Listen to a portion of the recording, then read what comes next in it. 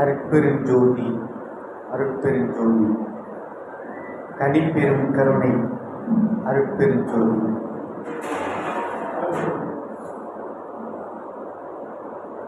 உலகலாம் நன்றுடற்கரியவன் நிலவுலாவிய நீர்வழி வேங்கியன் அழகில் சோதியன் அம்பலத்தாடுவான் மலர் சிலம்படி வாழ்த்தி வணங்குவோம். இந்த அருமையான பூசம் நன்னாளில் அருமையான அன்பர்கள் ஏற்பாடு செய்திருக்கிற இந்த கருணீகர் இல்லம் தொடர்ந்து பல ஆண்டுகளாக அன்னதானம் வழங்கியும் பல தொண்டுகளை செய்தும் வருகிறது. நானே ஓராண்டுக்கு முன்னால் இங்கே வந்திருக்கிறேன். 10ஆம் வகுப்பு 12ஆம் வகுப்பு அந்த மாணவர்களுக்காக சிறப்பாக மதிப்பெண் பெற்ற இந்த மாணவர்களுக்கெல்லாம் பரிசுகளை வழங்கி ஊக்கப்படுத்தினார்கள். அப்போது என்னை அழைத்திருந்தார்கள். அந்த நிகழ்வுக்கு நான் வந்திருக்கிறேன். அருமை ஐயா செல்வமணி அவர்களை பல ஆண்டுகளாக நெய்வேலியிலே நான் அறிந்தவன். சிறப்பாக மக்கள் தொண்டு செய்யக்கூடிய ஒரு அருமையான மனிதர் அவர். இந்த இல்லத்தை சிறப்பாக நடத்தி வருகிற தலைவர், செயலர், பொருளாளர், செயற்குழு உறுப்பினர்கள், ஆன்மீக அன்பர்கள் எல்லோருக்கும் எனது பணிவான வணக்கத்தை சமர்ப்பிக்கிறேன். நாங்கள் ரொம்ப நாளாக பேசிகிட்டு இருந்தோம். இடையில நானும் ஐயா செல்வமணி சார் அவர்களும் வள்ளலார் குறித்து தொடர்ந்து ஒரு உரை நிகழ்த்த வேண்டும் என்கிற அந்த எண்ணம் எனக்கு இருந்து கொண்டே இருந்தது. பல இடங்களிலே வாய்ப்பு ஏற்படுகிற போது உரை நிகழ்த்துகிறோம். வரலாறை பற்றி பல முறை பேசியிருக்கிறோம் நம்ம. ஆனால் ஒரு தொடர் நிகழ்வாக செய்தால்தான் அது மக்களுக்கு பயன்படும் என்பது என்னுடைய எண்ணம். நான் இப்போது எங்களுடைய பகுதியில் திருமந்திரம் தொடர் வகுப்பு எடுத்திருக்கிறேன். திருவாசகம் இப்போ தொடர் வகுப்பு எடுத்துக்கொண்டிருக்கிறேன். அந்த வகுப்பாகவே நடத்திட்டு இருக்கேன். திருவாசகம் தொடர் வகுப்பு மாதந்தோறும் நடத்திட்டு இருக்கேன். திருமந்திரம் இப்போ மறுபடியும் 2வது தொகுப்பு தொடங்கியிருக்கோம். நம்முடைய எங்கள் தாய் தமிழ்மையினுடைய பொறுப்பாளர் ஐயா பாலசுப்ரமணியம் அவர்கள் என்னோடு இங்கே வந்திருக்கிறார். நெய்வேலியிலிருந்து எங்கள் கொற்றவை மாதேவியருடைய பொறுப்பாளர் தம்பி கவிஞர் தீபக்ராஜ் வந்திருக்கிறார் என்னோடு. அவர்களுக்கெல்லாம் எனது சிறப்பு வணக்கங்கள். இங்கே குழுமி இருக்கிற உங்கள் எல்லோருக்கும் எனது மீண்டும் பணிவான வணக்கத்தை சொல்லி, இப்படி வள்ளலார் பற்றி பேச வேண்டும் என்கிற அந்த எண்ணத்தை எனக்கு அவரே கொடுத்ததாக நான் கருதுகிறேன். அந்த வாய்ப்பை இங்கே நம்முடைய கருணீகர் இல்லத்தின் மூலமாக வழங்கியிருக்கிறார் நண்பர் செல்வமணி அவர்கள் மூலமாக, இந்த அமைப்பு தோழர்கள் மூலமாக எனக்கு கிடைத்திருப்பது மிகுந்த மகிழ்ச்சியை அளிக்கிறது. ஆகவே ஒவ்வொரு மாதமும் பூசத்தன்று ஒரு ஓராண்டு காலம் ஒரு 12 உரைகள் என்று நாம் திட்டமிட்டுக் கொள்ளலாம். தொடர்ந்து அன்பர்கள் வந்து பயன்பெற்றால் அது ஒரு நல்ல ஒரு பயனுள்ள தொகுப்பாக இருக்கும் என்பது என்னுடைய எண்ணம். வள்ளலாரை பற்றி நாம் இங்கே பேசுவது, இன்று பேசுவது என்பது ஒரு பெரிய விஷயம். அவரை பற்றி இன்றைக்கு உலகமே பேசிக்கொண்டிருக்கிறது. உலகமே பேசிக்கொண்டிருக்கிறது. நாம் பேசுவதில்லை, அவரை உலகமே பேசிக்கொண்டிருக்கிறது, உலகமே கொண்டாடி கொண்டிருக்கிறது. அப்படி ஒரு மாமனிதர். இப்போது நான் என்னுடைய காரில் வந்துட்டு கூட சொல்லிட்டு வந்தேன். அதாவது அவருக்கு பக்கத்தில் நாம் வாழ்ந்திருக்கிறோம் என்பதே நமக்கு பெரிய பேர். ஒரு 140 ஆண்டுகளுக்கு முன்னால் இப்படி ஒரு மனிதர் இந்த மண்ணில் தான் பிறந்திருக்கிறார். இங்கே இருக்கிற மருத்துவரிலே பிறந்திருக்கிறார். இங்கே தான் வாழ்ந்திருக்கிறார். இங்கிருந்து சென்னைக்கு போனார். அப்புறம் மீண்டும் பாருங்க, ஒரு 100 வருஷம் 150 வருஷத்துக்கு முன்னாடியே சென்னை வேணாம் அப்படின்னு முடிவு பண்ணி அந்த பரபரப்பு பிடிக்கவில்லைன்னு சொல்லிட்டு அமைதியை நோக்கி இங்கே வந்திருக்கிறார். அப்போனா இன்னைக்கு இருக்கிற சென்னையை யோசிச்சு பாருங்க, எப்படி இருக்கும் பாருங்க. அப்போ வள்ளலார் வந்து நமக்கு வழிகாட்டியாக ஆன்மீகத்தை விரும்புகிற மனிதர்களுக்கு, அமைதியை விரும்புகிற ஒரு மனிதர்களுக்கு முன்னோடியாக இந்த பரபரப்பு தேவையில்லை அப்படின்னு அதை வச்சுட்டு இங்கே வந்தார். இந்த மண்ணை சுற்றி சுற்றியே அவர் வாழ்ந்தார். அவருடைய பாடம் பட்ட இடங்கள் இதெல்லாம் நமக்கு வந்து நினைச்சு பார்க்கிற போது ஆச்சரியமாக இருக்கு. இங்கே தான் அமர்ந்து அருகிலே தண்ணீரிலே விளக்கியிருக்கார் இல்லையா? விடிய விடிய அவர் பாடல்களை எழுதிக்கொண்டே இருந்தார். தண்ணீரிலே விளக்கியிருக்கார். கரெக்டாக இன்னைக்கு நம்ம ஆச்சரியமான விஷயமாக இருந்தது. இன்றைக்கு வந்து மே 13 1867 மே 23 இதே மாசத்துல தான் அவர் தொடங்கியிருக்கிறார். சத்தியஞான சபையை, தர்மசாலையை 1867 மே 23 தொடங்கியிருக்கிறார். ஒரு 10 நாளுக்கு முன்னாடி நம்ம இப்போ பேசிட்டு இருக்கோம், மே 13. இது ஒரு பொருத்தமாக இருந்தது, எனக்கு ரொம்ப ஆச்சரியமாகவும் மகிழ்வாகும். அன்று தொடங்கி இன்று வரை எல்லோருக்கும் உணவு அளித்துக் கொண்டே இருக்கிறார். அவர் தான் போடுறார். நாம் நினைத்துக் கொள்ளலாம் நாம் சாப்பாடு போடுகிறோம் என்று. இல்லவே இல்லை, அவர்தான் சாப்பாடு போட்டு கொண்டிருக்கிறார். அதான் உண்மை. தெய்வம் மனுஷ ரூபானேன்னு சொல்லுவாங்க. மனிதர்கள் மூலமாகத்தான் இறை சக்தி வேலை செய்யும் இல்லையா? மனிதர்கள் மூலமாக தான் இறைவனுடைய சக்தி வேலை செய்யும் அப்படின்னு சொல்லுவாங்க. கடைவிரித்தேன் கொள்வாரில்லை கட்டிக்கொண்டேன், முடிந்தால் அச்சில் வார்ப்பேன், முடியாவிட்டால் முகாவில் வார்ப்பேன், ஒவ்வொரு ஆவிலும் புகுவேன் என்று அவர் பாடல் சொல்லுவதாக சொல்வார்கள். அப்போ ஒவ்வொரு ஆன்மாவுக்குள்ளும் நான் புகுவேன், புகுந்து வேலை பார்ப்பேன் சொல்றார் வள்ளல் பெருமான். அப்படி நீங்கள் ஒரு ஆச்சரியமான விஷயம் என்னன்னா, நீங்க வள்ளலார் கோவில் எங்கெல்லாம் இருக்கிறதோ அங்க போனீங்கன்னா, பசியோடு போனீங்கன்னா கட்டாயம் உங்களுக்கு ஒரு சாப்பாடு இருக்கும். அது வந்து பலருக்கும் அனுபவமா இருக்கும். எனக்கு பலமுறை அனுபவம். ஒரு முறை இங்க அருகில் அவருடைய இடத்துக்கு ஒரு முறை ஒரு கோவில் அந்த பக்கம் மருத்துவம் தாண்டி போறேன். டைம் கடந்துருச்சு, 2:30 3 மணிக்கு போறேன். எதேச்சியா போறேன் அந்த பக்கம். உணவு சாப்பிடல, வேற ஒரு வேலையா இருந்தனால உணவு சாப்பிடல. எதேச்சியா பொண்ணு கோவில் கல்லப்படுது. உடனே இறங்குறேன், காரை நிறுத்திட்டு உள்ள போறேன், சாமி கும்பிடுறேன். மனசு உள்ள பசியோடு இருக்கேன், நான் சாப்பிடல எங்கேயும். அதை எனக்கு உடனே அந்த கற்பூரம் காய்ச்சல் சொல்றாரு, சாமி வாங்க சாப்பிடுங்கிற.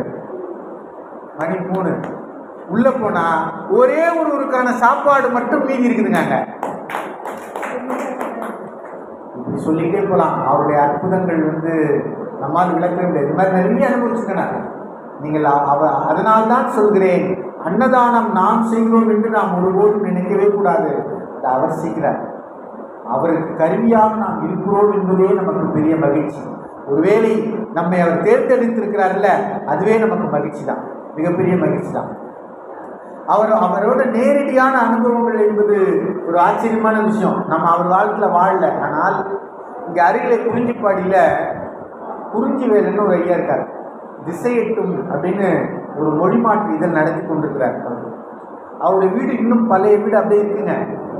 அதை புதுப்பிச்சிருக்காங்க. ஆனால் ஒரு அறையை மட்டும் புதுப்பிக்கவே இல்லை, இன்னும் இருக்கு குறிஞ்சிப்பாடியில். அந்த அறைக்கு நான் போயிட்டு வந்திருக்கேன், அவருடைய வீட்டுக்கு நான் போயிட்டு வந்திருக்கேன். அது என்னன்னு சொல்கிறேன் பாருங்க. இங்கே சபையை கட்டி கொண்டிருக்கிற போது வள்ளல் பெருமான் அப்படியே போயிருக்காரு. போய் அப்போ அவங்க தாத்தா காலம் குறிஞ்சிப்பாடியில் அந்த வீட்டு திண்ணையில் அமர்ந்திருக்காரு. வேற ஒன்றும் சொல்ல, அமர்ந்திருக்காரு. உடனே அவர் வந்து கேட்டிருக்கார், சாமி ரொம்ப சந்தோஷம், சாமி வந்து ரொம்ப சந்தோஷம், என்ன ஏதாவது நான் செய்யணும் கேட்டிருக்காரு. அவர் ஒன்றுமே பேசல, அமைதியாக அப்படியே பார்த்துட்டு இருந்திருக்காரு. அங்கே நிறைய மரங்கள் இருந்திருக்கு, நல்ல ஒரு 50 வருஷம் 100 வருஷம் மரங்கள் இருந்திருக்கு அந்த வீட்டுக்கு தோட்டத்தில். அவர் சொன்னாரா, சபை கட்டிக்கிட்டு இருக்கேன், கொஞ்சம் இந்த வாசல் அதெல்லாம் வைக்கணும் அப்படின்னு தான் சொன்னார். அவ்வளோதான் சொன்னாரா. சொல்லிட்டு வேற ஒன்றும் சொல்ல எந்திரிச்சு வந்துருக்காரு. அடுத்த நாள் இப்போ இருக்கிற குறிஞ்சிவேலன் அவருடைய தாத்தா அவர் என்ன பண்ணியிருக்காரு, அவர் எந்த மரத்தை இப்படி பார்வையிட்டாரோ அந்த மரங்களை எல்லாம் வெட்டி முறையாக அழகாக அதை பதப்படுத்தி நேராக வண்டி வச்சு கொண்டு வந்து இறங்கிட்டார். இங்கே இந்த சபைக்கு இறக்கிட்டு அவங்க பையன்கிட்ட கூப்பிட்டு சொன்னாராம், இது வந்து சாமி வந்து உட்கார்ந்த திண்ணை, இந்த திண்ணை இது என் காலத்துக்கு பிறகு நீங்கள் இந்த வீட்டை வந்து எப்படி வேணால் மாற்றம் செய்யுங்க எதிர்காலத்தில், ஆனால் இந்த திண்ணையை மட்டும் மாற்றம் செய்யவே கூடாது அப்படின்னு சொன்னார். அவர் வந்து இன்னைக்கும் அவங்க என்ன பண்ணிட்டாங்க, அந்த வீடு வந்து 3வது தலைமுறை தாண்டி வந்துச்சுங்க. இப்போ இருக்கிற குறிஞ்சிவேலன் இப்போ அவங்க பையன் வந்துட்டாங்க, அவங்க பேர குழந்தைங்க வந்துட்டாங்க. அந்த வீட்டை சின்ன சின்ன மாற்றங்கள் செய்தார்கள். அந்த சாமி அமர்ந்திருந்த வள்ளல் பெருமான் அமர்ந்த அந்த திண்ணையை சுற்றிலும் ஒரு அறை கட்டி அதை அப்படியே பாதுகாத்து வச்சுருக்காங்க. இன்றைக்கும் நீங்கள் போனால் அதை பார்க்கலாம். அந்த இடத்துக்கு நான் பார்த்தேன், அது ரொம்ப மகிழ்ச்சியாகவும் நெகிழ்ச்சியாகவும். அவர் வந்து சாகித்ய அகாடமி பெற்ற விருதாளர். அவர் சொல்றாரு, நான் இந்த அறையில் தான் அமர்ந்து அந்த நாவல், மலையாள நாவல் ஒன்று மொழிபெயர்க்கிறார் அவர். அந்த நாவலுக்கு தான் அவருக்கு சாகித்ய அகாடமி விருது கிடைக்குது. அவர் சொல்றாரு, நான் இந்த அறையில் தான் அமர்ந்து அந்த நாவலை மொழிபெயர்த்தேன்னு சொல்றாரு. அது அவர் வாழ்க்கையில் நடந்த அற்புதம். அந்த நாவலுக்கு சாகித்ய அகாடமி விருது கிடைக்கும் இல்லையா? இப்படி வள்ளல் பெருமானுடைய அற்புதங்களை நாம் சொல்லிக்கொண்டே போகணும். அவருடைய வாழ்க்கையில் நடந்த அற்புதங்கள் ஒன்றா இரண்டா என்றால் இல்லவே இல்லை. கூடானக்கூடிய அற்புதங்கள் ஒவ்வொரு மனங்களிலும் ஒவ்வொரு மனிதர்களிலும் தன்னை யார் நம்பி வருகிறார்களோ அவர்களுக்கு ஒரு பல அற்புதங்களை அவர் நிகழ்த்திக்கொண்டே இருக்கிறார். அவர் வாழ்ந்த அந்த காலம் சூழல் ரொம்ப அருமையாக சொல்லுவாங்க. வாரியார் சாமி ரொம்ப அருமையாக சொல்லுவார். அவருடைய வாழ்க்கை வரலாறு எல்லாம் உங்களுக்கு நல்லாவே தெரியும். அது நம்ம மீண்டும் மீண்டும் வாழ்க்கை வரலாறு சொல்ல வேண்டியதில்லை. ஆனால் சுவையான சில விஷயங்களை நாம் மீண்டும் மீண்டும் ஆசைப்பட தான் வேண்டியிருக்கு. அவருடைய அண்ணன் உடம்பு முடியல. அவங்க அண்ணன் பெரிய சபாபதி ரொம்ப பெரிய பேச்சாளர். அவர் எல்லா புராணங்களையும் படித்தவர், இலக்கியங்களை படித்தவர், அருமையான பேச்சாளர், பெரிய வித்வான். அவர் தான் போய் பேசுவார் ஒரு வீட்டில். அங்கே இது மாதிரி ஒரு 50-100 பேர் கூடி கேட்பாங்க உரைய. திடீர்னு அவருக்கு உடம்பு சரியில்லை. உடனே ஆனால் அங்கே சொற்பொழி வார்த்தைகள் இடத்திலிருந்து வண்டி வேற அனுப்பிச்சிட்டாங்க அவங்க. உடனே இவர் என்ன பண்ணுறாரு, தன்னுடைய தம்பி சின்ன பையன் தான், அவர் வயசு ரொம்ப கம்மி. உடனே அவரை கூப்பிட்டு, ராமலிங்கம் நீ போய் என்ன பண்ணு, பெரிய புராணத்துலேருந்து ஒரு 2 பாட்டு பாடி ஏதாவது முடிஞ்சதை சொல்லிட்டு வந்துடு அப்படின்னு சொல்லி அனுப்புகிறார். வள்ளல் பெருமான் அங்கே போனார். பக்கத்தில் அப்போல்லாம் என்ன எப்படிப்பட்ட நிகழ்வு நடக்கும்னா, அந்த பெரிய புராணத்துலேருந்து பாட்டை பாடுவாங்க. உடனே அதுக்கு ஒரு விளக்கம் சொல்லணும். இதான் முறை. அருகிலே இருந்தவர்கள் பெரிய புராணத்திலிருந்து ஒரு பாட்டை முதல்ல ஒரு 2 வரி பாடுறாங்க. பாடினோன்னே 7 மணிக்கு தொடங்குறாரு பேசுவதற்கு வள்ளல் பெருமான். ஆரம்பித்தா 2 மணி நேர உரை, 2 மணி நேர உரை, அப்படியே தேன் மாறி பொழிகிற மாதிரி உரை. 2 வரிக்கு 2 மணி நேரம் உரை சொல்லியிருக்காரு. 2 மணி நேர உரை பெரிய புராணம். மக்கள் எல்லாம் அப்படியே அச்சடித்தது போல, ஆடி அடித்தது போல அமர்ந்து ரசிக்கிறாங்க தன்னை மறந்து. முடிஞ்சது 9 மணி, தீபம் காமிச்சாங்க. திரும்பி வந்துட்டார் வள்ளல் பெருமான், வீட்டுக்கு வந்துட்டார். இவங்க அண்ணனுக்கு வேற ஒரே பதட்டம், நம்ம தம்பி போய் என்னெல்லாம் பண்ணிட்டு வந்துருக்கானோ அப்படின்னு. ஏன்னா அவங்க தம்பி மேலே எப்பயுமே நம்பிக்கை இல்லாத ஒரு அண்ணன் அவர் எப்பயுமே திட்டிக்கிட்டே இருந்த அண்ணன் சபாபதி. ராமலிங்கம் அவரை கல்வி கொடுத்துக்கு அனுப்புனாரு, திரும்பி வந்துட்டார். இவன் ஒழுங்கா படிக்க மாட்டான். அப்படியாக தன் அண்ணனால் திட்டி வாங்கி கொண்டே இருந்தவர். அப்போ நம்ம தம்பி என்ன பண்ணிட்டு வந்தானோ தெரியலையே நினச்சிட்டு இருக்கார் சபாபதி. அடுத்த நாள் சாயங்காலம் மறுபடியும் பேசுறதுக்கு போகணும். அங்கேருந்து அவரே வந்தார், அதை நடத்தக்கூடிய அந்த அரங்காவிலேயே வந்தார். உடனே சபாபதி எனக்கு உடம்பு சரியாயிடுச்சு. அவன் அண்ணன் கிளம்புறார். அருமையாக ஜிப்பாலாம் போட்டுக்கிட்டு, பட்டு வேட்டி பட்டு சட்டை எல்லாம் போட்டு ஜிப்பாலாம் போட்டு கிளம்புறார். அப்போ அந்த அரங்காவில் சொன்னார், நீங்கள் வர வேணாம், உங்கள் தம்பி அனுப்பி வச்சா போதும் அப்படின்னார். இவருக்கு ஆச்சரியம், என்னடா இது, நம்ம காலங்காலமாக பேசிக்கிட்டு இருக்கோம், எவ்வளோ பெரிய புலவர், நம்மளை பேச வர வேணாம், தம்பி அவரை கூப்பிட்றாங்களே. என்னொன்னு அவர் சொன்னார், மக்கள் எல்லாம் அவர் உரையை கேட்பதற்காகத்தான் காத்துக்கிட்டு இருக்காங்க. ஆகவே வள்ளல் பெருமானையே அனுப்பி, தம்பியவே அனுப்பி வைங்கன்னு கேட்குறாரு.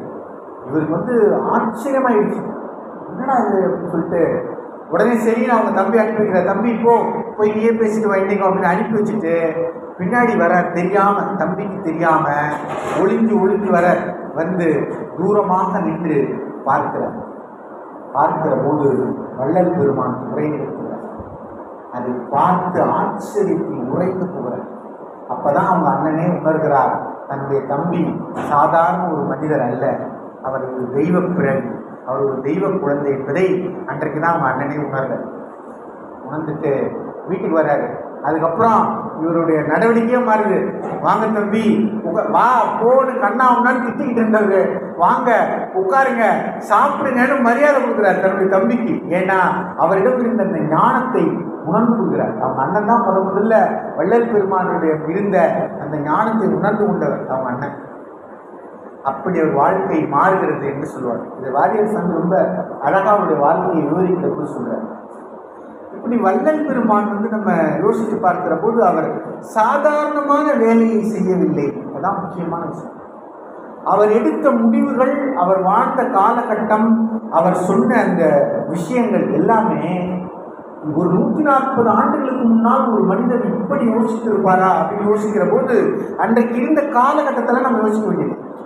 சாப்பாடு போடணும் அப்படின்னு அவர் தீர்மானிக்கிறார் பாருங்க முதல்ல. ஏன் அப்படின்னா ஆன்மீக ஞானம் அவருக்கு கிடைத்து விட்டது இல்லையா?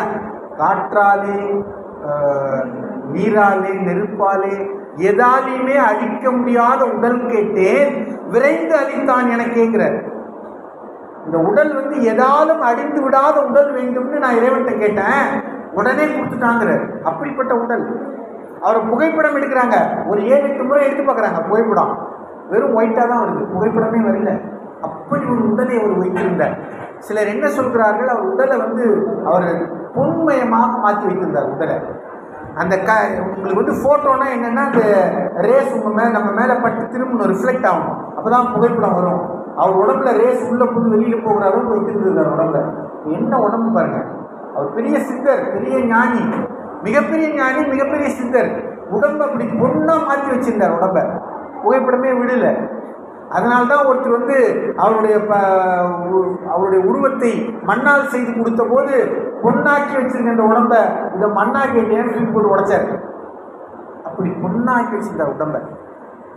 அப்போ அவ்வளவு பெரிய ஞானம் பெற்ற ஒரு மிகப்பெரிய மகான் வள்ளல் பெருமான்.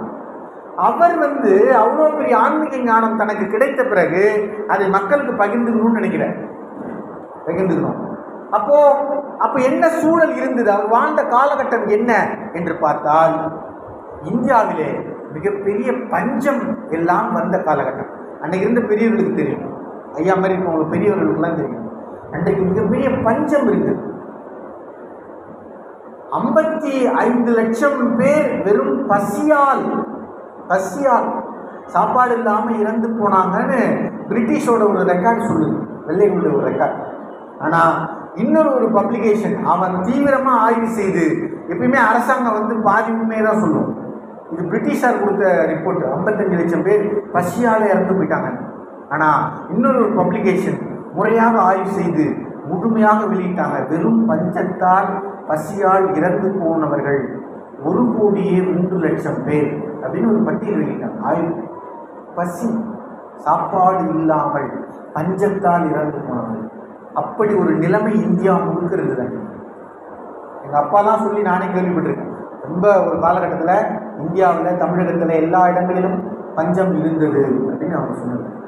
அப்போ இந்த ரெக்கார்டு இப்படி சொல்லுது. அப்போது சாப்பிட உணவே கிடைக்காமல் இறந்து போனவர்கள் எத்தனையோ பேர். திருநெல்வேலி கலெக்டர் ஒரு குறிப்பு எழுதுகிறார். திருநெல்வேலி கலெக்டர் ஒரு குறிப்பு எழுது, மெட்குஹே அவர் பேர். அந்த கலெக்டர் ஒரு குறிப்பு எழுதி வைக்கிறார். அதாவது உணவுக்காக ஆடு, மாடு, நாய் என்னெல்லாம் கிடைத்ததோ அதையெல்லாம் அடித்து சாப்பிட்டார்கள் மனிதர்கள் அப்படின்னு எழுதுகிறார். வீட்டின் கதவுகளை எல்லாம் விட்டு என்ன தானியம் கிடைக்கிறதோ அதை வாங்கி சாப்பிட்டார்கள் மக்கள். நாய், அந்த நாயை ஓட விடுவாங்க. அந்த நாய் ஓடி போய் ஏதாவது எலும்பு துண்டை பொறுக்குனதுன்னா தேடி கண்டுபிடிச்சா அந்த எலும்பு துண்டுக்காக சண்டை போட்டு கொண்டார்கள் மனிதர்கள். எறும்பின் புத்துகளை தோண்டி எடுத்து அங்கே ஏதாவது தானியம் இருக்கிறதா என்று தேடி பார்த்து உணவு சாப்பிட்டார்கள் மனிதர்கள்னு மெட்குஹே என்கிற திருநெல்வேலியினுடைய கலெக்டர் 1866 இந்தியாவில் ஏற்பட்ட பஞ்சத்தை பற்றி எழுதுறார். இப்போ சாப்பாடு எவ்வளவு முக்கியமான விஷயங்கள்.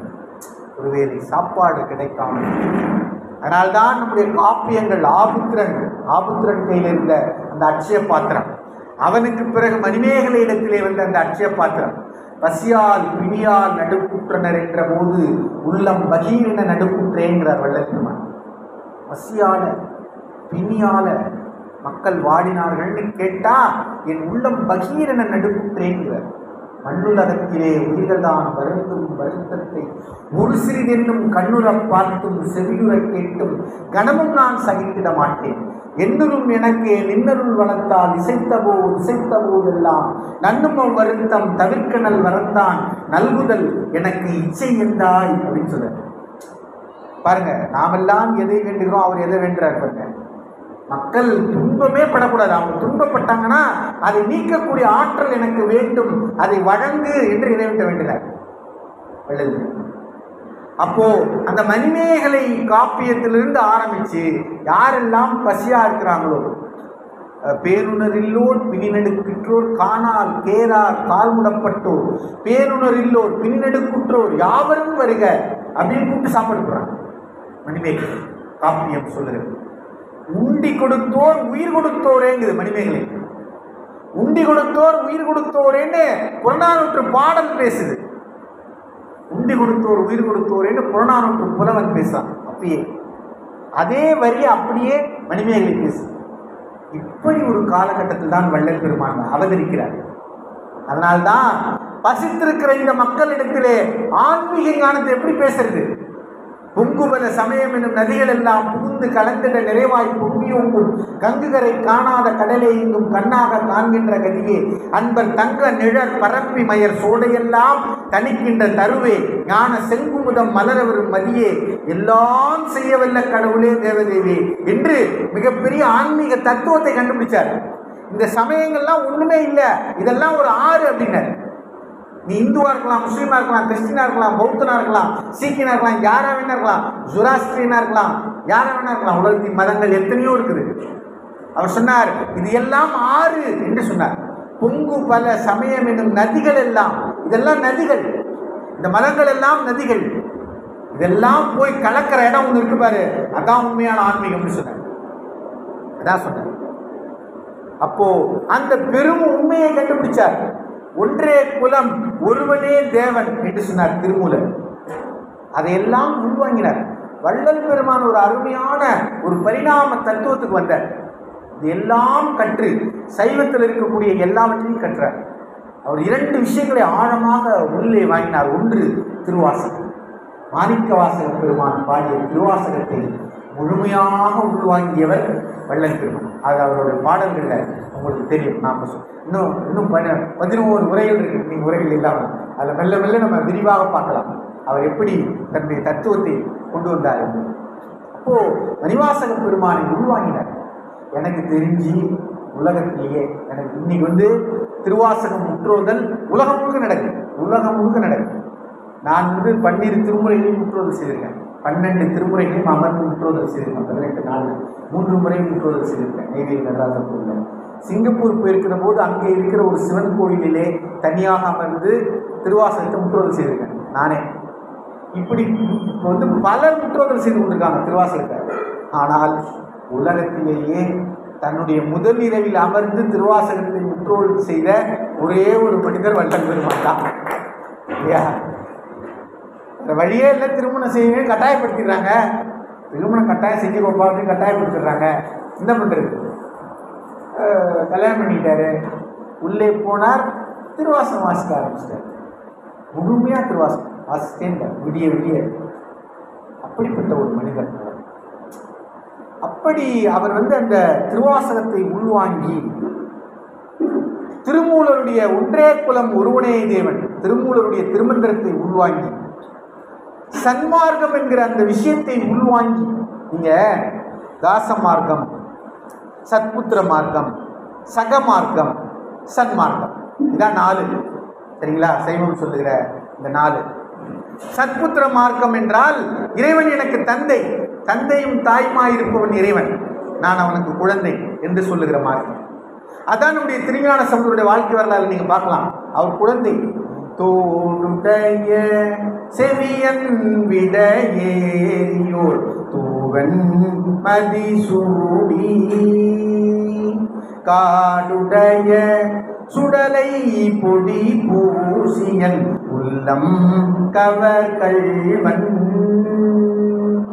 ஏடுடைய மலரான் முனை நாள் பணிந்தேத்த அருள் செய்த பீடுடைய பிரமாபுரம் மேவிய பெம்மான் இவனன்றே அப்படின்னு தனக்கு யாரு அழுகிற போது பால் கொடுத்ததுன்னா இவன் தான் என்று அம்மையும் அப்பனுமாக இறைவனை சுட்டி காட்டிய அந்த 3 வயது நிரம்பிய குழந்தை திருஞான சம்பந்தர். இதுதான் சத்புத்திர மார்க்கம். இறைவன் எனக்கு அம்மையும் அப்பனுமாக இருக்கிறான், நான் குழந்தையாக இருக்கிறேன் என்று எண்ணுவது. இது பேர் சத்புத்திர மார்க்கம்.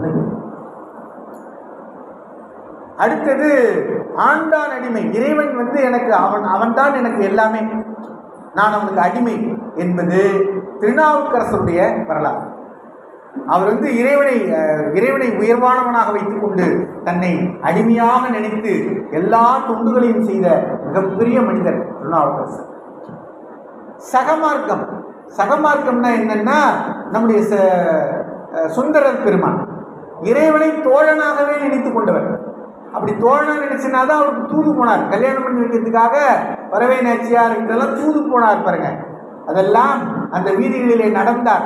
இறைவன் தூது போனார் என்றால் அப்படி தோழனாக நினைத்து பழகிய மார்க்கம். இதெல்லாம் 3 மார்க்கங்கள். 4வது மார்க்கம் சன்மார்க்கம் என்பது இறைவன் ஒருவனே தலைவன், ஆன்மாக்கள் எல்லாம் தலைவிகள். அதுல ஆண் பெண் பேதமே இல்லை. வள்ளல் பெருமான் அதெல்லாம் தன்னுடைய கொள்கை கோட்பாடுகள் அதெல்லாம் நிறுவுறார். அப்போ சன்மார்க்கம் என்பது என்ன என்று சொன்னால், இறைவன் ஒருவனே தலைவன், நாம் எல்லோருமே தலைவிகள். அவனை அளவு கடந்து அன்பு செலுத்துவது இறைவன் மீது. அதனால்தான் அவர் சொன்னார் இறைவன் ஒருவரே என்று சொல்லிவிட்டு அவர் அருட்பெருஞ்சோதி ஆண்டவர் என்று சொன்னார். ஏன்னா அதை ஒரு சமூக கட்டமைப்புல புதிதாக ஒன்றை தோற்றுவிக்கிறார் வள்ளல் பெருமான். வேதங்கள் எல்லாம் இருக்கக்கூடாது, வேதங்கள் இருந்திருக்கிற ஒரு காலகட்டத்தில் அவர் வாழ்ந்தார். அப்போ எந்த பேதமும் இருக்கக்கூடாது, இந்த மதங்களின் பெயரால் மனிதர்களை பிளவுபடுத்துகிற பேதங்கள் இருக்கக்கூடாது, அதை கடந்து போக வேண்டும் மனிதன் யோசித்தார் வள்ளல் பெருமான். அதை கண்டுபிடித்தார் தானே. அப்படி கண்டுபிடித்து தான் அவர் சொன்னாரு சமரச சுத்த சத்திய சன்மார்க்க சங்கம். எவ்வளவு பெரிய விஷயம். ஒவ்வொரு வார்த்தைக்கும் 1 மணி நேரம் விளக்கம் சொல்லலாம். சமரச சுத்த சத்திய சன்மார்க்க சங்கம். அவங்க தான் அந்த சன்மார்க்கிகள் யார் ஒரு பெரிய லிஸ்ட் போடுறாரு. என்ன பண்ணக்கூடாது சன்மார்க்கிகள்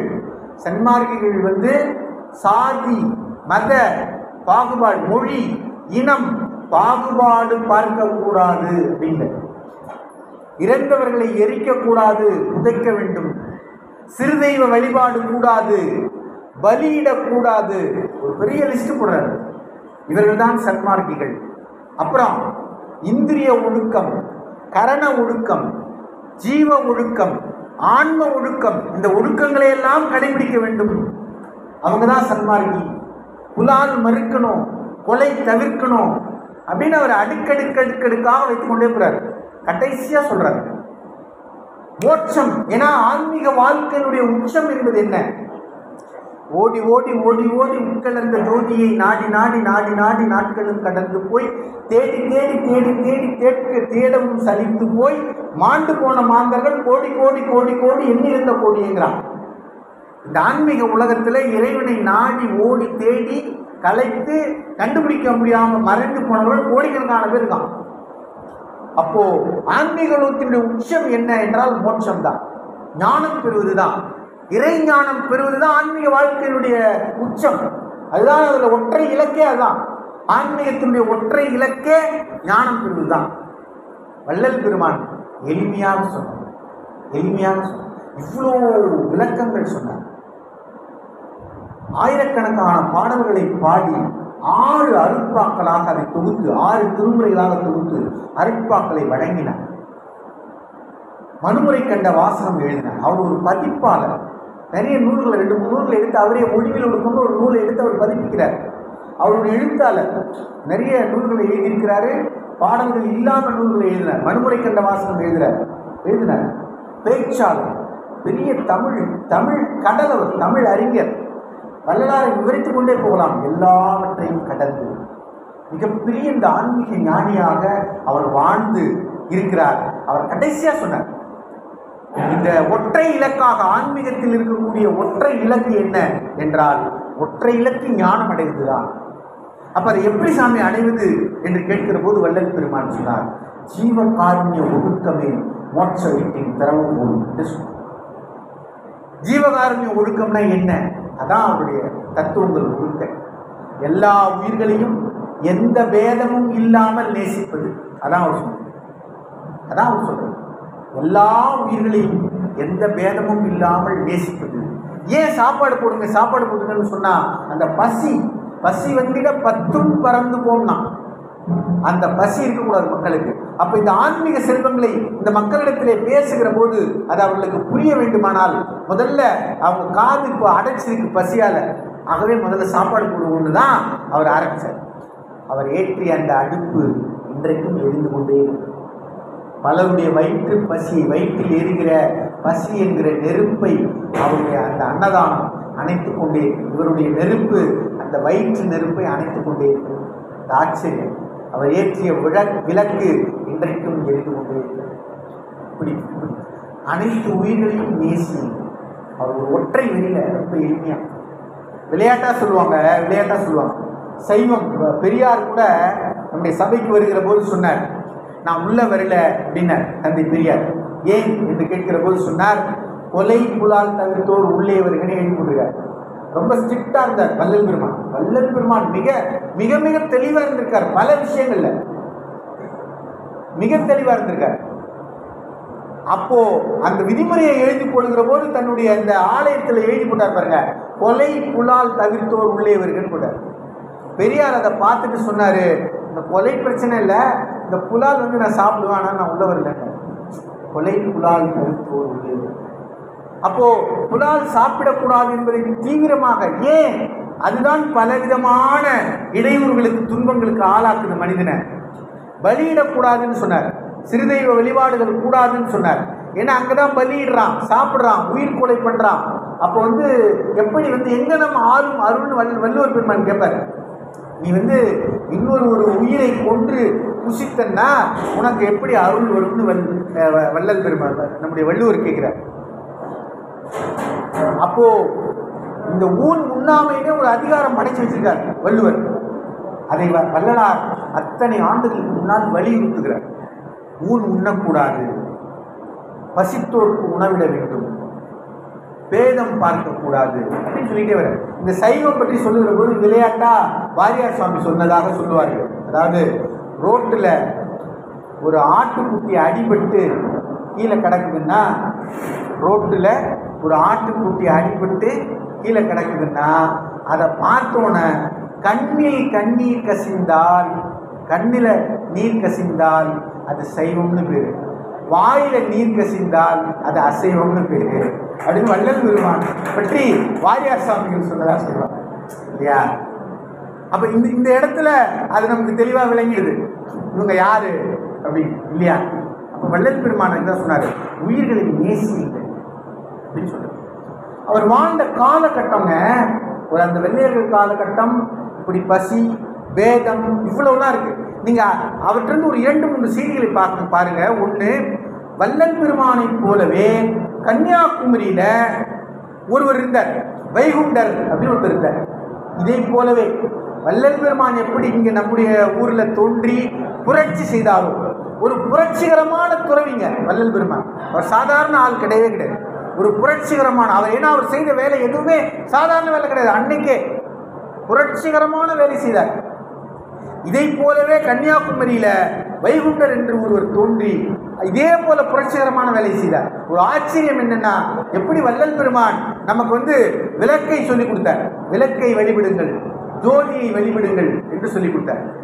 ஒரு அருமையாக ஒரு தம்பி பேசுகிற போது குறிப்பிட்டார், தமிழகத்தில் இருந்த சாதி கோயில்களை எல்லாம் ஜோதி கோயிலாக மாற்றியவர் வள்ளல் பெருமான் என்று சொன்னார். அருமையாக தம்பி சொன்னார். அப்போ அப்படி ஒரு பெரிய புரட்சியை செய்தார் வள்ளல் பெருமான். சாதி கோயில்கள் எல்லாம் சோதி கோயில்களாக, அதனால்தான் ஜோதி வழிபாடுன்னு சொன்னார். அந்த வழிபாட்டை கொண்டு வந்தார். இதை போலவே கன்னியாகுமரியில் தோன்றிய அந்த வைகுண்டர் அவர் என்ன பண்றார், ஒரு கண்ணாடி வைத்து 2 கண்ணாடி வைத்து விளக்கு வைத்து வழிபாடுவது, பூக்கள் போட்டு வழிபடுது என்கிற ஒரு புதிய வழிபாட்டு முறை, கிட்டத்தட்ட வள்ளல் பெருமானை போலவே ஒரு பெரும் புரட்சியை அந்த பக்கம் செய்தவர் ஐயா வைகுண்டர். நீங்க அவரை பற்றி நம்ம நிறைய தெரிந்து கொள்ளுங்கள். அருமையான புரட்சியாளர் வைகுண்டர். அதை போல இங்கே நம்முடைய வள்ளல் பெருமான் ஒரு பெரும் புரட்சியை செய்தார். சன்மார்க்கிகள்னு ஒரு தனியா ஒரு பெரிய சங்கத்தை தோற்றுவிக்கிறார் பாருங்க, எவ்வளவு பெரிய விஷயம். நான் ஏற்கனவே குறிப்பிட்டது போல, யார் சன்மார்க்கிகள், நீங்க சன்மார்க்கிகளா என்றால் இதெல்லாம் செய்யுங்கன்னு ஒரு பட்டியல் போட்டு கொடுக்குறாரு. அப்பதான் நீங்க சன்மார்க்கிகள் அப்படின்னு சொல்றாரு. அவர் ஏற்றிய நெருப்பு சாதாரண நெருப்பு அல்ல, அவர் ஒரு விளக்கை ஏற்றி வைத்தாரே, அந்த விளக்கில் இருந்துதான் அவர் மறைந்த பின்னால் தோன்றிய தந்தை பெரியார், அதற்கு பின்னால் தோன்றிய மகாகவி பாரதி எல்லாம் தன்னுடைய அந்த புரட்சிகரமான நெருப்பை வள்ளல் பெருமானிடமிருந்தே பெற்றுக் கொண்டார்கள். வள்ளல் பெருமானுடைய அந்த ஜோதியில் இருந்துதான், அந்த விளக்கில் இருந்துதான் தன்னுடைய புரட்சிகரமான கருத்துக்களுக்கு நெருப்பை இவர்கள் பெற்றுக் கொண்டார்.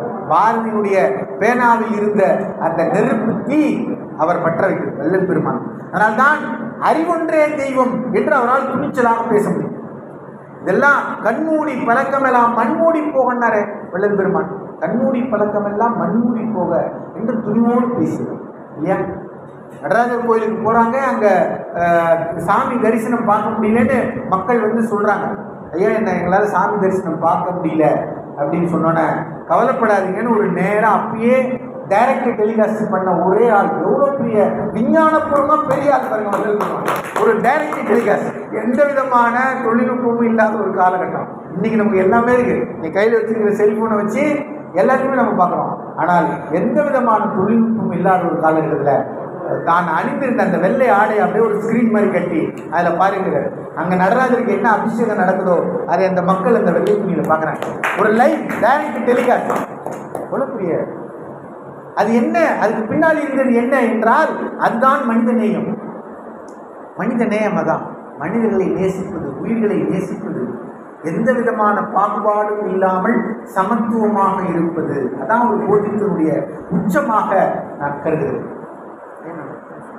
இன்னொரு 10 நிமிடம் பேசுகிறேன், 1 மணி வரைக்கும் பேசுகிறேன், அப்படி தானே? 1 மணி வரைக்கும் பேசுகிறேன், இன்னொரு 10 நிமிடம். அப்போது நம்முடைய வள்ளல் பெருமானுடைய தொடர்ந்து நம்ம அடுத்தடுத்த பொழிவுகளில் அவருடைய ஒவ்வொரு கருத்துக்களாக எடுத்து நாம் அதை விரிவாக பார்க்க வேண்டும். ஏனென்றால் ஒரு சாதாரணமான ஒரு மனிதர் இல்லை. அவரை நாம் பெரிய அளவில் கொண்டாட தவறிவிட்டோமோ என்று கூட எனக்கு தோன்றுகிறது. அவருடைய வாழ்க்கையை வந்து டெலிஃபிலிமாக கூட எடுத்திருக்காங்க, நிறைய பேர் வெளியிட்டிருக்காங்க. நம்ம பொதிகை தொலைக்காட்சி டெலிஃபிலிமாக எடுத்துலாம் வெளியிட்டிருக்காங்க. ஆனால் அவருடைய வாழ்க்கையை நாம் வந்து படிப்பதோடு மட்டுமல்ல, அதை வாழ்க்கை எத்தனை பேர் நடைமுறைப்படுத்துகிறோம் என்பதுதான் ஒரு பெரிய கேள்வியாகும். இல்லை, ஏன்னா உணவு அன்னதானம் விடுங்கள் என்று அவர் சொன்ன அந்த மகத்தான அந்த விஷயத்தை நாம் இன்றைக்கு நாம் நடைமுறைப்படுத்திக் கொண்டோம். வள்ளல் பெருமான் அன்றைக்கு போட்ட அந்த அன்னதானம் என்கிற அந்த விஷயத்தை இன்றைக்கும் நாம் நடைமுறைப்படுத்திக் கொண்டே வருகிறோம். அது ஒரு பெரிய விஷயம். ஆனால் அவர் சொன்ன மற்ற விஷயங்களில் எல்லாம் நாம் எவ்வளவு கவனம் செலுத்தியிருக்கிறோம் என்று யோசித்து பார்த்தால் நாம் கொஞ்சம் பின்தங்கி இருக்கிறோம் என்றுதான் தோன்றுகிறது. அவர் குறிப்பிட்ட அந்த கொள்கைகள், கோட்பாடுகள் எல்லாம் நடைமுறைப்படுத்தப்பட்டிருந்தால் இந்த நாடே சுபிட்சமா இருக்குங்க. அவர் வந்து கடைசியா எல்லை எங்க வைக்கிறார் தெரியுமா? சன்மார்க்க ஆட்சி, இந்த ஆன்மீக ஆட்சி இந்த உலகம் முழுக்க மலர வேண்டும்னு சொல்றார். அதான் அவருடைய கனவாக இருந்திருக்கு. அவர் வெறுமனே ஆன்மீக நூல் எழுதிவிட்டு பாடல் எழுதிவிட்டு போலிங்க, ஆட்சியே மாறணும்னு சொல்றாரு. ஒரு சன்மார்க்க ஆட்சி, ஆன்மீக ஆட்சி இந்த நாட்டில் தலைக்க வேணும். அப்படி தலைச்சா எப்படி இருக்கும்? கல்வியில் இந்த மக்கள் உயருவாங்க. மருத்துவம், உடல் கூறுங்க. அவர் அந்த ஒவ்வொரு துறையும் சாதிச்சிருக்காருங்க. அவர் சொன்ன மருத்துவம் இன்றைக்கும் உயர்ந்த மருத்துவம் பற்றி அவ்வளவு அறிந்து வைத்திருக்கிறார்.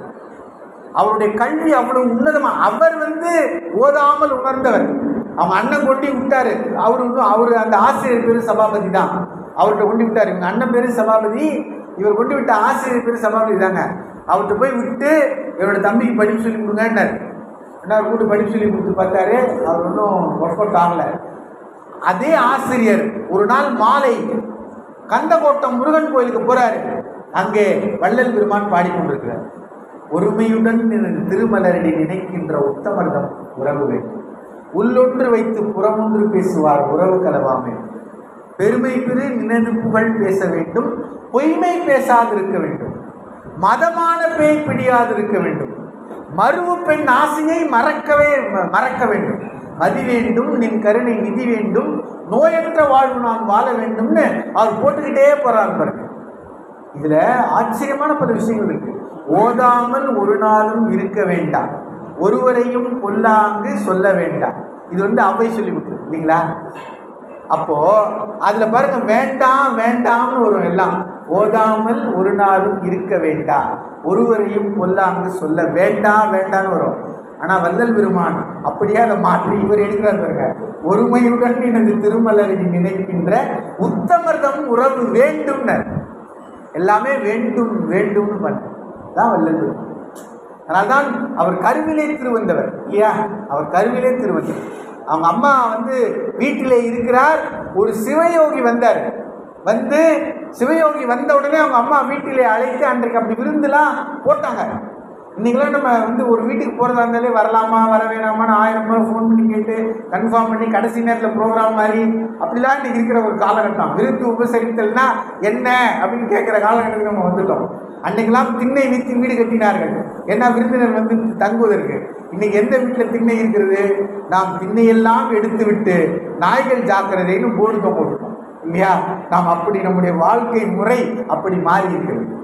அப்போது ஒரு சிவயோகி வந்தோன்னு அந்த அம்மா அழைத்து அமர வைத்து அருமையாக தலைவாழை இணையிட்டு உணவு படைத்தாங்க. அந்த சிவயோகி சாப்பிட்டுட்டு அந்த அம்மாவை ஆசீர்வதிச்சுட்டு போனார். உனக்கு ஒரு தெய்வ குழந்தை வாய்ப்பு. அப்படி உதித்தவர் தான் வள்ளல் பெருமான். அப்படி அந்த அன்னையின் வயிற்றிலே 5வது மகவாக பிறந்தவர் வள்ளல் பெருமான். அப்படி உதிக்கிறார். கருவிலே திருவந்தவர் வள்ளல் பெருமான். அதனால தான் அவரால் அப்படி பாட முடிந்தது. அந்த ஒரு பாடலுக்கு மட்டுமே நீங்கள் பல மணி நேரம் உரை சொல்லுங்க. ஒருமையுடன் எனது திருமலரடி நினைக்கின்ற உத்தமர்தம் உறவு வேண்டும். இந்த ஒருமை என்கிற அந்த ஒரே ஒரு குணம் நமக்கு இருக்கும் என்று சொன்னால் நம்முடைய வாழ்க்கை மாறிடும். நம்ம ஏதாவது இன்னைக்கு ஒருமையான சிந்தனையோடு இருக்க முடியுதா? யோசிச்சு பாருங்க. நம்ம வாழ்க்கை எவ்வளவு பரபரப்பாக மாறிடுச்சு. இந்த செல்போன்கிற ஒரு விஷயம் வந்துருச்சு, டிவி வந்துருச்சு. வாழ்க்கையை நாமே தேவையில்லாத பரபரப்புக்கு ஆட்படுத்திட்டோம். இன்னைக்கு தான் மன உளைச்சல் அதிகமாக இருக்குதுன்னு சொல்றான். இன்னைக்கு சைக்காட்ரிஸ்ட் உளவியல் மருத்துவர்கள் அதிகரிச்சுட்டாங்க. அங்க கூட்டம் அதிகரிச்சிருக்கு. ஏன்? வாழ்க்கையை தேவையில்லாத பரபரப்புக்கு ஆளாக்கணும். நாம இந்த தொழில்நுட்பம், இந்த விஞ்ஞான வளர்ச்சி, இந்த குளோபலைசேஷன், இந்த உலகத்துல மாற்றி மாற்றி மாற்றி தேவையில்லாத பரபரப்புக்கு ஆளாக்கிட்டோம். அப்போ ஒருமித்த உணர்வோடு இருக்கக்கூடிய சிந்தனை நமக்கு இருக்குதான்னா இல்லவே இல்லை. அதைத்தான் வள்ளல் பெருமான் சொல்கிறார், ஒருமையுடன் நினைந்து திருமலரடி நினைக்கின்ற உத்தமர்தம் உறவு வேண்டும் சொல்ல. காலையில எழுந்து இறை வழிபாடு செய்வோமே, அப்படி இறை வழிபாடு செய்கிற போது ஒரு 5 நிமிஷம் 10 நிமிஷம் இறைவனை வணங்குகிற போது ஒரே சிந்தனையோடு நம்மளால வணங்க முடியுதா? இல்லை, யோசிச்சு பாருங்க. காலையில உட்காந்து இறைவனுக்கு பூ போடும்போது தான் பால் வந்துருச்சா, இல்லை நியூஸ் பேப்பர் வந்துருச்சா, என்னாச்சு? அந்த செல் அடிக்கிறத யார் கூப்பிட்டுருப்பாங்க? எப்போ? காலையிலேயே இல்லை. அப்போ நம்ம எங்க ஒருமையோடு பூஜை செய்ய முடியுது? அவர் சொல்கிறார், இப்படி தேவையற்ற பரபரப்புகளை எல்லாம் விலக்கி விட்டொழியுங்கள்ன்றார். இறைவனை ஏகாக்கிர சிந்தனையோடு வணங்குங்கள்னு சொல்றார். ஒருமையுடன் எனது திருமலரடி நினைக்கின்ற உத்தமர்தம் உறவு வேண்டும். நீங்க வாழ்க்கை மாறணும்னா ஒரே ஒரு விஷயம் தாங்க, நல்லவர்களோடு கூட நீங்க வைத்துக்கணும். நல்லவர்களை பக்கத்தில் வச்சுக்கணும். அப்போ உங்க வாழ்க்கை மாறும். காலையில எந்திரிச்சு கோயிலுக்கு போகணும்னா காலையில கோயிலுக்கு போறவங்களோட நீங்க சேரணும். காலையில எந்திரிச்சு வாக்கிங் போகணும்னு நினைச்சீங்கன்னா காலையில எந்திரிச்சு யார் வாக்கிங் போறாங்களோ அவங்களோட நட்பு நீங்க வச்சுக்கணும். அப்பதான் நீங்களும் போக முடியும். இல்லைன்னா போக முடியாது. அதைதான் அவர் சொல்றாரு, கோவிலுக்கு போகணும், இறை சிந்தனை வேணும், வள்ளல் பெருமானுடைய பற்றி தெரிந்து கொள்ள வேண்டும், வள்ளலுடைய உரையை தெரிந்து கொள்ள வேண்டும், அவர் கொள்கைகளை கோட்பாடுகளை தெரிந்து கொள்ள வேண்டும்னா அங்கு வள்ளலார் கோயிலுக்கு யார் போறாங்களோ அவங்களோட சேர்ந்து நம்மளும் போகணும். வள்ளலாருடைய வழிபாடு எங்கெல்லாம் நடக்குதோ, அவர் பற்றிய நிகழ்வுகள் எங்கெல்லாம் நடக்குதோ அங்கெல்லாம் தொடர்ந்து போய்கொண்டே இருக்கணும். அந்த கூட்டத்தோடு நாம் இணைந்து விட வேண்டும். அந்த நல்ல நண்பர்களை நாம் நண்பர்களாக்கி கொண்டு அவர்களோடு சேர்ந்து பயணிக்கணும். இதான் வாழ்க்கை. தீயவர்கள் இதைதாங்க சத் சங்கம்னு சொன்னாங்க. அதான் அவர் சொன்னார், உத்தமர்தம் உறவு வேண்டும். அப்படி நல்ல நண்பர்களை நீங்கள் நண்பர்களாக்கி கொள்ளுங்கள், உங்கள் வாழ்க்கை மாறிடும். இதான் வாழ்க்கை மாற்றத்துக்கான அடிப்படை ரகசியமே தான். தீயவர்களோட சேர்ந்தா என்ன ஆகும்? சாயங்காலம் போய் கவர்மெண்ட்டுக்கு வரி கட்ட வேண்டியதுதான் தீயவர்களோட சேர்ந்தா, இல்லையா? அதுக்கு மேலே விளக்க வேணாம். அப்போ நல்லவர்களோட சேர்ந்தா சாயங்காலம் கோயிலுக்கு போவோம், தீயவர்களோட சேர்ந்தா கவர்மெண்ட்டுக்கு வரி கட்டுறதுக்கு தான் போவோம். அப்போ வாழ்க்கை எங்க மாறுது? நல்லவர்களோடு நட்பை வைத்துக் கொள்ளுங்கள் என்று சொன்னார். அப்புறம் அடுத்த வரிதாங்க, உள்ளொன்று வைத்து புறமொன்று பேசுவார் உறவு தரும். இன்னைக்கு அது மாதிரி மனிதர்களை எங்க பார்க்க முடியும்? 2000 ஆண்டுகளுக்கு முன்னால் வாழ்ந்த வள்ளுவர் பெருமானே தடுமாறினார் அந்த இடத்துல. அறம் பொருள் இன்பம் படைத்த வள்ளுவன் ஒரு அறத்துப்பாலை முடிச்சுட்டு பொருட்பாலை முடிக்கிறார். 108வது அதிகாரம். தாய் தொலைக்காட்சி நான் ஒரு வலையொலி வச்சுருக்கேன், யூடியூப் சேனலு.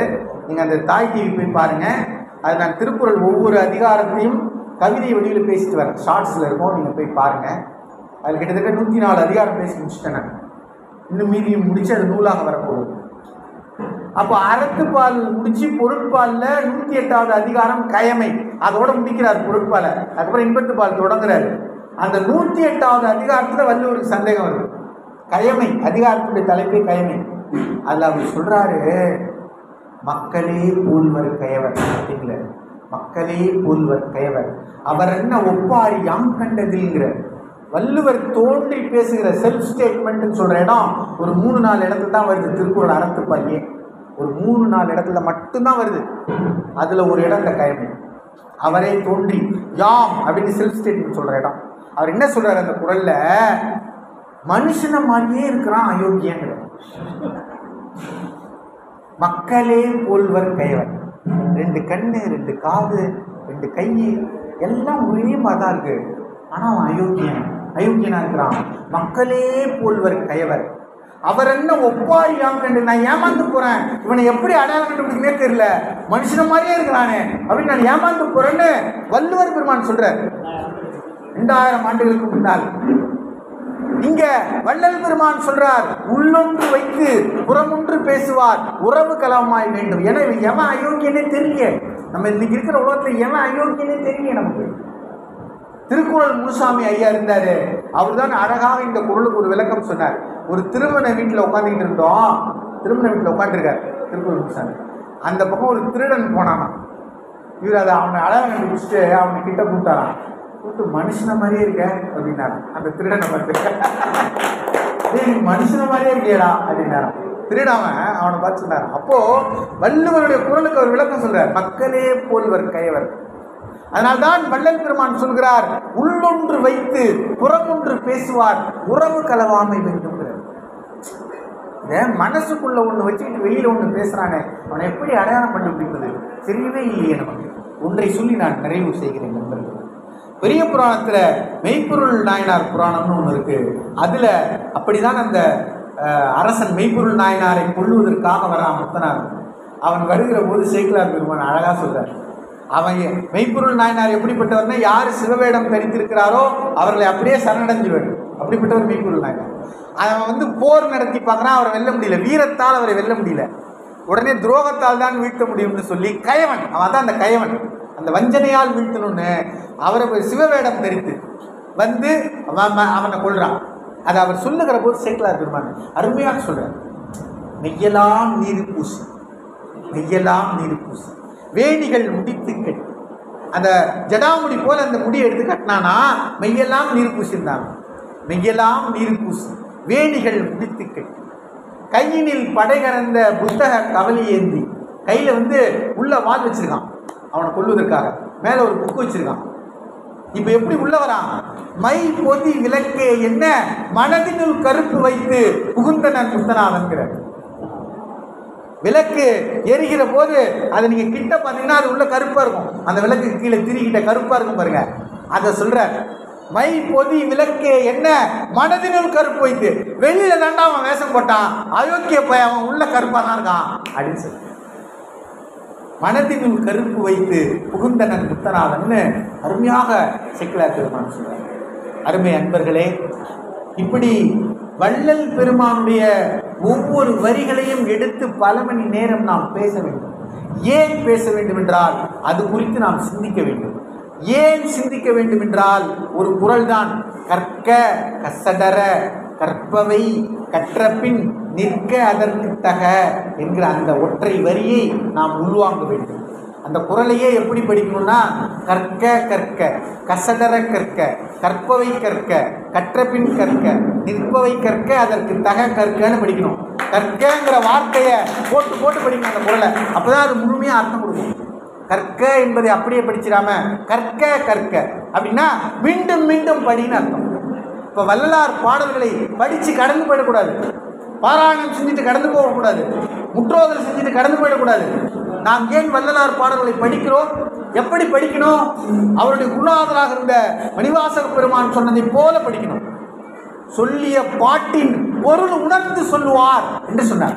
அந்த பொருளை உணர்ந்து படிக்கணும். அப்படியானால் அதை உள்வாங்கி படிக்க வேண்டும். அதனால்தான் கற்க கற்க மறுபடி படிக்கணும்னு சொல்றாரு. கற்க கற்க கற்க கசடர கற்க, பிழையில்லாமல் ஒரு பாடல் என்ன பொருளை சொல்கிறது என்பதை உண்மையை உணர்ந்து படிக்க வேண்டும். அதனால்தான் கசடர கற்க, பிழையில்லாமல் கற்கன்னு சொன்னார். ஏன்னா ஒரு பாடல் என்ன சொல்லுதுன்னே புரியாம படிச்சுட்டு இருக்கோம். அந்த பாடல் உண்மையாக என்ன விளக்கம் சொல்லுதுன்னு நமக்கு தெரியல, அப்படி படிச்சுட்டு இருக்கோம். வள்ளலார் பாடல்களே நான் சொல்றேன், இந்த பாடல் என்ன சொல்லுதுன்னு தெரியாமலே படிச்சுட்டு இருக்கோம். அப்படி படிக்கக்கூடாது. கற்க கற்க கசடர கற்க, கற்பவை கற்க, எதை படிக்க வேண்டுமோ அதை படிக்க வேண்டும். ஏன் இன்றைக்கு நிறைய நூல்கள் பெருகிவிட்டது. நீங்கள் செல்போனில் போய் பார்த்தீங்கன்னா ஏகப்பட்ட புத்தகம், இ புக்ஸ்லாம் வந்துருச்சு. குப்பை மாதிரி கொட்டி கிடக்குது. நாலடியார் சொன்னா, கல்வி கரையில கற்பவர் நாள் சில மெல்ல நினைக்கிற் பிணிபல அப்படிங்கிறான். கல்வி கரை இல்லாமல் இருக்குப்பா. அதுலேயும் உங்களுடைய வாழ்க்கையை நீ எடுத்து பார்த்தீங்கன்னா பிணி அதிகமாக இருக்கு. அப்போ ஆராய்ந்து எதை படிக்க வேண்டும் என்று தெரிந்து கொண்டு படி என்று சொன்னார். அப்படி அவர் சொல்றார், கற்பவை கற்க, கற்ற பின் கற்க, மறுபடியும் படி. ஏன் தெரியுமா? நிற்க கற்க அதற்கு தக கற்கன்னு சொன்னார். அதை உன் வாழ்க்கையில் நடைமுறைப்படுத்த வேண்டும் என்பதற்காக படி என்று சொன்னார்.